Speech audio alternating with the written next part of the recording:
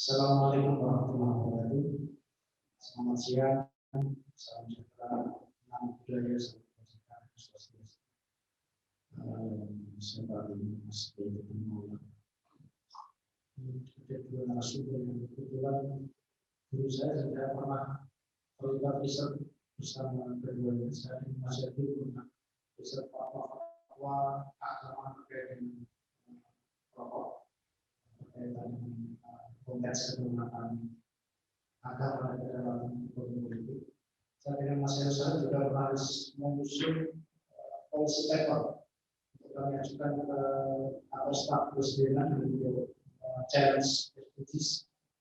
Kita kalah karena perpresnya justru berbalik 180 derajat. Artinya kita sudah mati-matian untuk menyiapkan draft hukum agar wacana SDGs yang diarahkan untuk melibas industri tembakau itu bisa kita arahkan sesuai dengan wacana. Tapi pada akhirnya presiden harus tunduk pada kekuatan rezim besar itu. Tapi bagi saya ini tadi Mas Yosan mengusulkan agak berbalik dari pusat. Saya ini yang hadir di umum ini kebanyakan media mas. Ini yang membaca banyak yang cari ya, karena memang belum pada balik Jogja. Saya puas, saya punya puas dari hukum pemerintah daerah saya harus sepuluh batu. Ada yang tanya apa rekomendasi dengan hukum pemerintah daerah? Saya ceritakan bagaimana 250 lantai peraturan daerah pulau itu sekarang kasus itu dibiayai oleh Indonesia, dibiayai oleh Presiden Jokowi.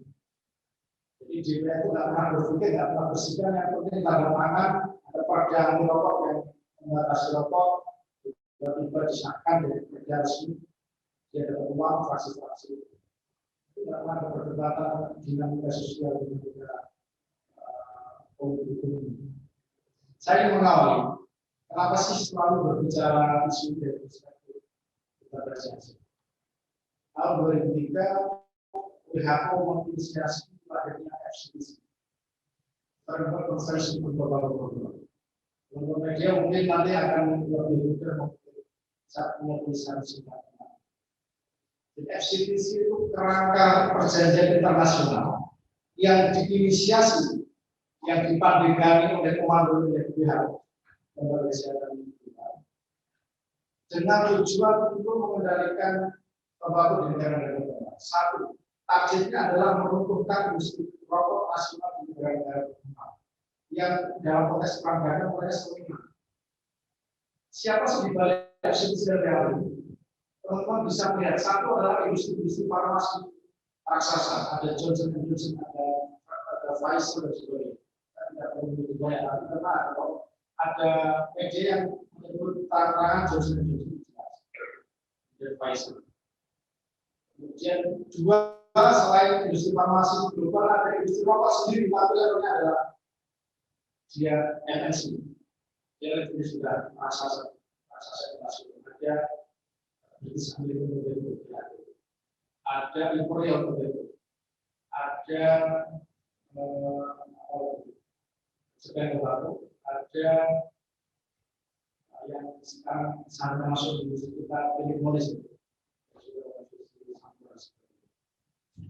Perang dagang isu perang tembakau ini tidak mudah karena melibatkan satu industri asing melawan industri nasional. Kita jelaskan yang mudahnya adalah bahan bakunya mayoritas apa tembakau industri goreng, manggung, juga sama negara sama itu. Kalau saya itu berarti dia masuk ke usahanya mayoritas adalah dalam negeri. Kalau kita dalam lagi ya dulu hilirnya dari pusat hilirnya sampai dari hutan tembakau sampai tenaga kerja sampai sahamnya mayoritas tidak bisa kita pastikan bahwa itu harus persen dan tidak bisa. Jika ekonomi politik yang sangat berubah tidak bisa memisahkan atau menggabungkan hasil dari dalam satu, industri asing melawan industri nasional. Kedua, industri rokok secara umum, baik nasional maupun asing melawan industri farmasi. farmasi dunia ya. Nah, yang ketiga ini yang justru bikin kita agak repot. Industri rokok nasional yang raksasa melawan industri kecil di Kudus itu, di Boyolali, di Malang, di Surabaya. Jadi tidak ini isu politik ekonomi global yang paling rumit dipetakan. Kalau soal sawit itu mudah, petanya musuhnya depan, lawannya di belakang itu mudah. Dalam konteks perang, isu berada isu politik. FCTC pada tahun 2003 berlaku resmi tahun 2005. Apa sih yang dikendaki oleh FCTC? FCTC akan memaksakan, dan ini instrumen perjanjian hukum internasional, maksudnya atau FCTC itu hukum internasional yang paling berpengaruh di dunia. Karena sudah 172 negara, hampir 200 negara yang terlibat di sana dan meratifikasi. 172 negara. Mungkin sekarang sudah bertambah. Indonesia salah satu negara yang tidak sampai sekarang belum berani meratifikasi. Tetapi substansi material dari FCTC sudah masuk ke perda-perda dan undang-undang dari Kongres. Masuk Kongres yang kita lawan sama saya sekali di SPG itu sebagian berkiblat bersahabat dengan FCTC. Dia negara itu tidak pernah meratifikasi, aneh. Belum ada akad nikah tiba-tiba sudah bicara soal anak, bicara soal biologi, ada dari sini. Maka pasca itu praktis semua instrumen hukum kita harus tunduk pada FCTC.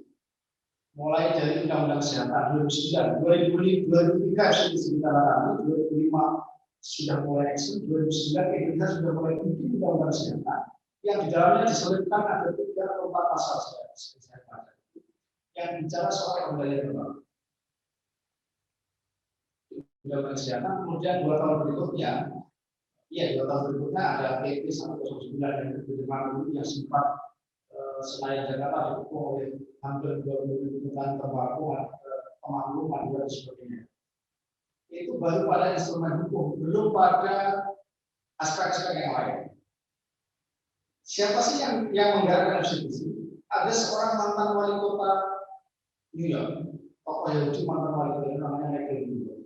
Jadi punya kepentingan besar karena dia punya saham di perusahaan-perusahaan farmasi. Akhirnya itu mengendalikan perang terhadap industri-industri tembakau di negara-negara berkembang yang menang di pasar global. Michael Bloomberg bikin yayasan namanya Bloomberg Initiative yang itu aktif mendanai aktivis-aktivis anti tembakau di seluruh dunia.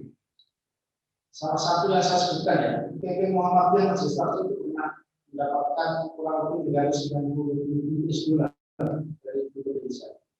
Ada IJW, kemudian ada YLKI, ada KCP lembaga yang anak itu, yang pelindungan anak itu. Mereka semua yang penting bisa menjalankan, bikin usulan program, bikin proposal programnya mendukung anti rokok pasti cair. Karena termasuk sekelas Majelis Taklim itu dapat $400.000, walaupun setelah geger karena banyak orang semua ada yang protes. Kenapa ambil duit dari Yahudi? Katanya Majelis Taklim ini yang menjadi tolak ukurnya kiblatnya kaum Jawa. Kemudian ada fakultas kedokteran ini, ada fakultas dan yang kedokteran ini fakultas tapi ada lembaga ada CSDT ada yang bagi demokrasi fakultas ekonomi UI. Nah, makanya bagi mana yang harus dilakukan. Saya mengapresiasi teman-teman dari Brawijaya karena salah satu kampus PTN yang sudah berani terbuka di panggung untuk mendukung kedaulatan Brawijaya. Kalau itu nggak bisa dibahas karena orangnya masih terus masa ambil tembakau. Tapi Brawijaya luar biasa, terutama fakultas ekonomi ya. Karena saya beberapa kali sudah bergabung dengan mereka bicara soal aspek politik juga nomor. Itu awal dari bagaimana intervensi asing terhadap produk-produk nasional. Yang saya dengar WHO itu sudah terlibat. Siapa sih yang ada di kesehatan di Indonesia itu selalu harus lewat rekomendasi karena kalau ada menteri kesehatan yang ternyata tidak welcome terhadap kebijakan FCTC atau Indonesia atau WHO, saya kira tidak sejalan. Ada salah satu mantan Menteri Kesehatan yang kemarin termasuk agak kritis terhadap COVID, Fadila Suwari, yang memang kelihatan tidak terlalu patuh pada WHO, tidak terlalu tunduk pada FCTC, itu mudah disingkirkan.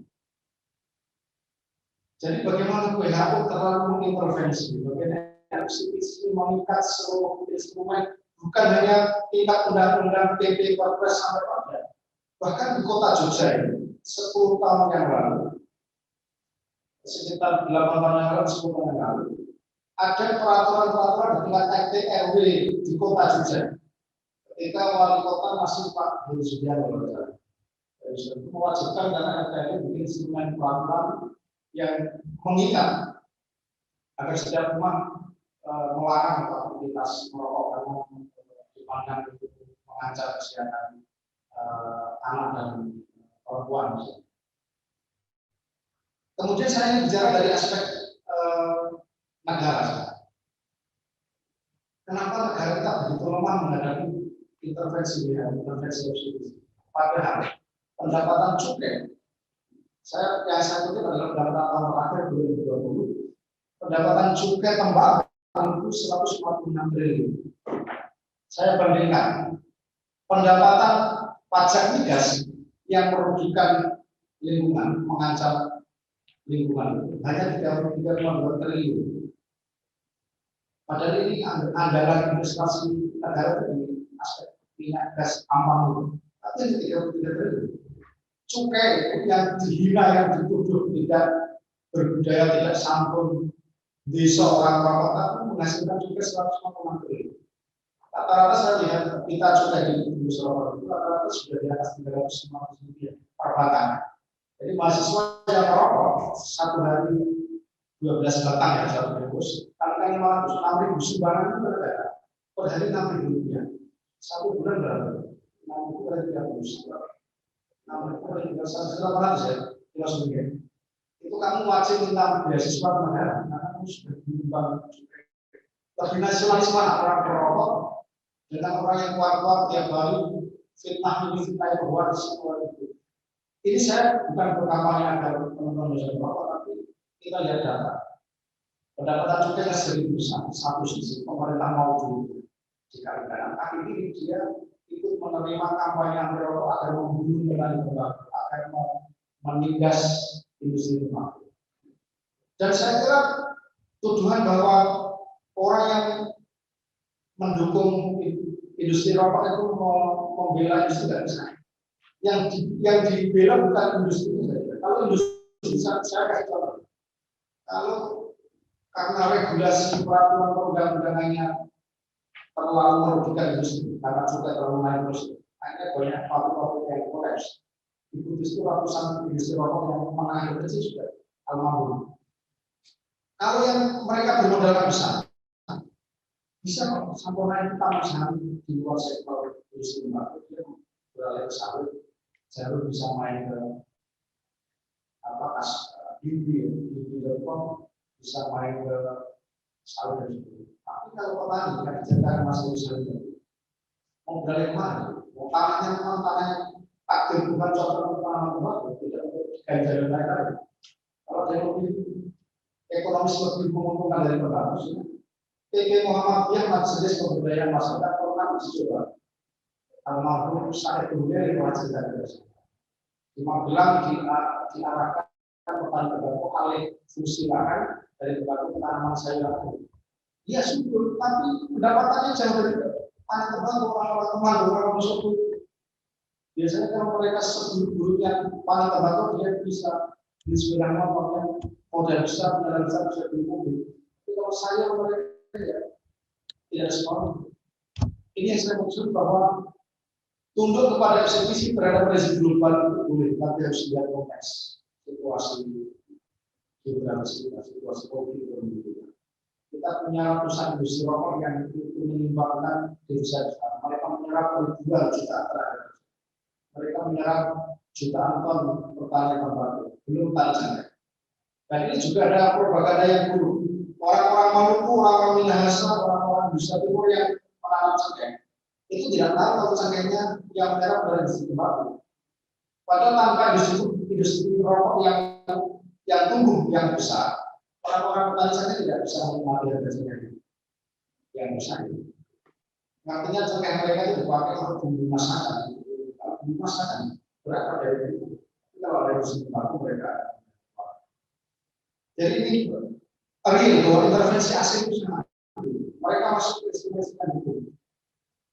Yang kita perlukan apa sebenarnya?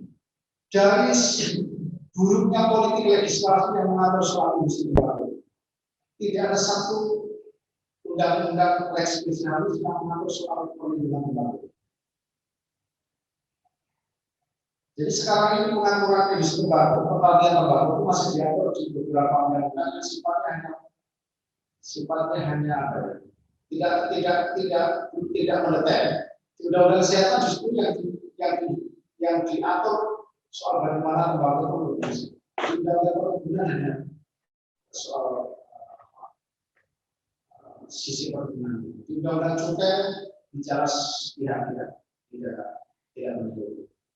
Makanya di undang-undang cukai ini menarik sekali, teman-teman bisa cek kembali. Jadi 146 triliun yang masuk tiap tahun, kan tiap tahun naik terus. Mungkin tahun 2021 bisa di atas 150 triliun. Itu di undang-undang cukai ada satu pasal yang berbunyi bahwa 2% dari total penerimaan cukai ke negara, 2% wajib dikembalikan kepada daerah penghasil. Daerah penghasil itu mana sih? Satu penghasil itu yang punya industri rokok seperti itu. Dana bagi sukainya terbesar se-Indonesia. Kota Kediri, Kota Surabaya itu punya industri. Malang ya. Kemudian Kudus itu termasuk daerah-daerah karena mendapatkan dana dari hasil cukai tembakau. Yang kedua yang disebut sebagai daerah penghasil yang mana sih? Yang mereka punya pertanian tembakau seperti Temanggung, Madura, kemudian NTB. NTB ini termasuk menarik kalau ada ngomong NTB di sini atau yang sedang naik dari NTB. 2008 itu termasuk momentum yang tidak ada tembakau masyarakat petani tembakau di NTB. Ketika itu gubernurnya Perempuan Berusia University mengajukan judicial review ke Mahkamah Konstitusi undang-undang cukai ya, agar NTB itu dianggap sebagai daerah penghasil yang menerima dana bagi cukai tembakau. 2008 Mahkamah Konstitusi mengabulkan itu. 2008 ketika itu kalau tidak salah ketua MK masih Pak Jimmy. Jadi salah satu putusan pengadilan, putusan MK terpenting itu yang membela petani tembakau itu 2008. Di luar soal undang-undang kesehatan PP 109 Perpres sangat anti tembakau, sangat membunuh industri tembakau. Tapi ada satu putusan yang ini harus dimampu masyarakat NTB dan seluruh masyarakat tembakau di Indonesia. Berpihak dan suatu sekarang NTB makin sejahtera, makin di Lombok Tengah itu dulu banyak mencuri dan mencuri berlebih. Begitu pasca putusan itu mereka banyak yang setiap kali data antrean data haji itu makin banyak. Di Lombok Tengah saya pernah langsung dari sana. Ini beberapa pengantar saya tentang bagaimana sih negosiasi masuk dalam produk hukum mulai dari level produk legislasi dengan parlemen pusat, kemudian masuk di tingkat eksekutif, Perpres dan PP. Perpres itu kan dunia eksekutif. Kemudian masuk di perda-perda ini, kan perda-perda ini gampang, asal pegang 5 fraksi, 6 fraksi, kontraknya berapa ratus juta itu selesai. Saya melihat naskah-naskah akademik dan draft rancangan perda anti rokok itu semuanya kalau pas dari Bogor di Universitas Bantul, di Bantul di Universitas Padang Panjang itu nanti oleh Angkaran di nanti dan judul di Bali misalnya. Jadi ini saja. Jadi berbahaya sekali masa depan politik legislasi kita, terutama yang berkaitan dengan kedaulatan ini. Begitu mudahnya instrumen hukum itu tunduk pada instrumen hukum asing yang tidak berpihak kepada kedaulatan ekonomi nasional. Saya kira itu penganggaran saya nanti bisa diberikan diskusi. Sekian, assalamualaikum warahmatullahi wabarakatuh.